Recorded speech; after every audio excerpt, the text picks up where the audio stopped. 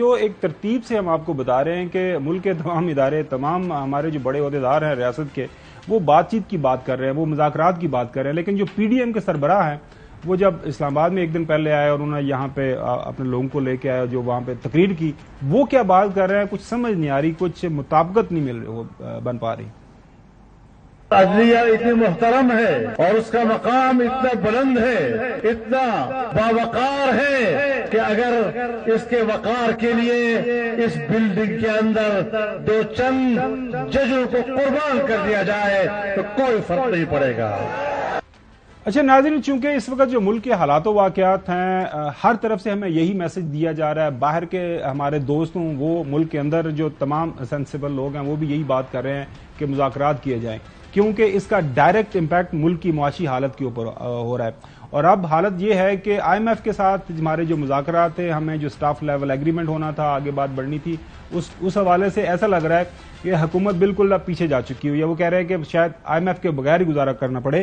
تو اس سارے ایشو کے اوپر بات کرنے کے لیے ڈاکٹر اشفاق حسن صاحب کو ہم نے دعوت دی اپنے پروگرام میں۔ چودھری صاحب، ڈاکٹر صاحب بہت شکریہ پروگرام میں شرکت کے لیے۔ اچھا ایک تو سر یہ بتائیے گا، ایک تو آپ کی بالکل پروڈکشن 100% ٹھیک ثابت ہوئی ہے کہ آئی ایم ایف کے ساتھ جتنا مرضی یہ بات چیت کریں کوئی لگ نہیں رہا بات آگے بڑھے گی، تو بنیادی کیا وجہ بنی، کہاں پہ معاملات خراب ہو گئے؟ تو اس کے بعد کیا ہم یہ بجٹ کے بعد جائیں گے آئی ایم ایف کے پاس؟ کچھ سمجھ نہیں آ رہی سر۔ دیکھیں،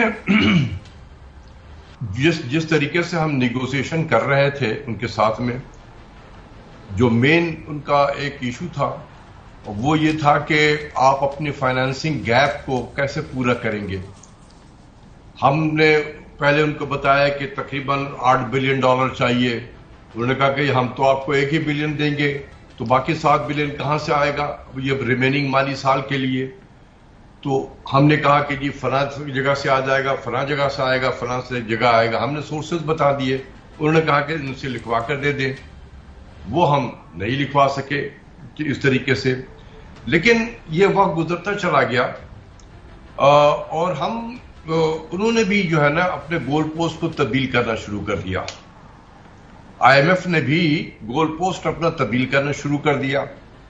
حکومت اس کے پیچھے پیچھے لگی ہوئی ہے کہ یہ بھی پورا کر دو تو یہ بھی پورا کر دو تو یہ بھی پورا کر دو، اور ان کے نخرے ہیں وہ ختم نہیں ہو پا رہے ہیں۔ تو میرا اپنا خیال یہ ہے کہ حکومت پاکستان نے اور جو بھی میٹر کرتے ہیں اس ملک پہ، انہوں نے یہ فیصلہ کیا ہے کہ انف از انف۔ ہم نے بہت کچھ جو انہوں نے کہا ہم نے ہر کام کر کے دیا، لیکن وہ ڈو مور والا کنسپٹ جو ہے وہ چل ہی رہا ہے۔ تو لہذا آپ دیکھیں کہ یہ 2 سپٹمبر 2022 کو ہمیں جو قسط ملا تھا، آج تقریباً 9 مہینے ہو گئے ہیں، ہم ان کے بغیر زندہ ہیں۔ تو یہ جو ایک گروپ ہے پاکستان میں جو یہ کہتا کہ ہم ایک لمحہ بھی ان کے بغیر زندہ نہیں رہ سکتے، تو یہ ان کے لیے لمحہ فکر ہے کہ بھئی 9 مہینے ہو گئے ہیں۔ ڈاکٹر صاحب یہ آپ کی بات بالکل ٹھیک ہے، لیکن جب آن گراؤنڈ ہم دیکھتے ہیں کہ آپ کی لارج سکیل مینوفیکچرنگ گروتھ جو ہے وہ جو آلموسٹ 25% نیچے گئی ہے، اس کے بعد جو گاڑیوں کی سیل ہے وہ 53% نیچے چلی گئی ہے۔ پاکستان کے اندر تمام جو چیمبرز آف کامرس ہیں کسی جگہ پہ بات کریں تو وہ شکایت کر رہے ہیں کہ میڈیم اور سمال جو انڈسٹریز ہیں وہ بند ہو رہی ہیں۔ تو امپیکٹ تو آ رہا ہے، گزارا تو چلیں ہم جی تو رہے ہیں، لیکن وہ جو آن گراؤنڈ ان امپلائمنٹ ہے اور ہر انڈسٹری جو ہے بالکل اس وقت ایسا لگتا ہے جیسے بینکرپٹ ہو گئی ہے، تو فرق تو پڑ رہا ہے۔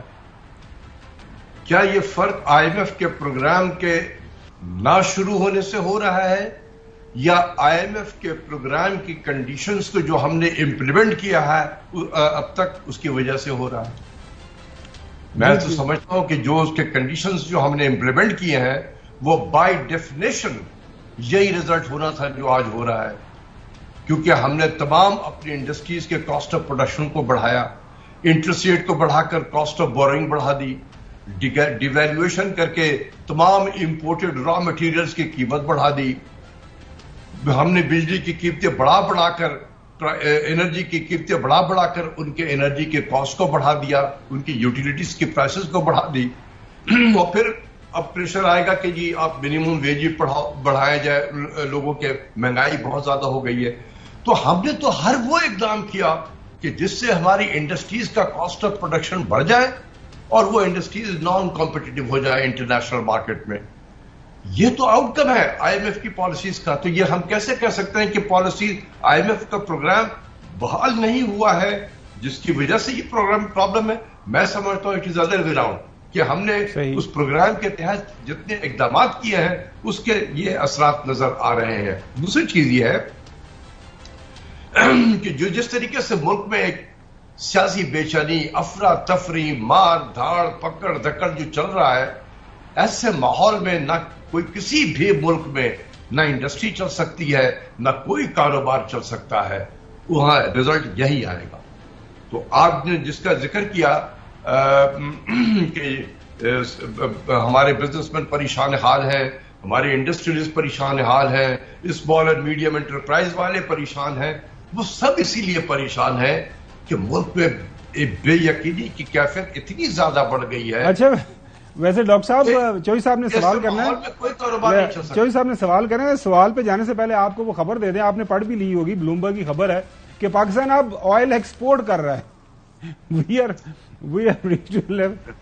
جی آپ دیکھ رہے ہیں کہ Pakistan ships fuel oil as economic crisis hit power outage. یہ ساری کی ساری سٹوری آپ کے سامنے.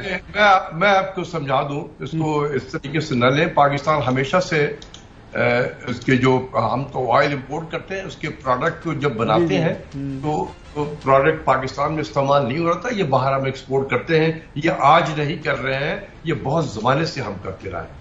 اگر آپ ہم نے اپنے ایکسپورٹس کے نمبر کو دیکھیں گے تو اس پہ یہ نظر آئے گا ایکسپورٹس آف پیٹرولیم پروڈکٹ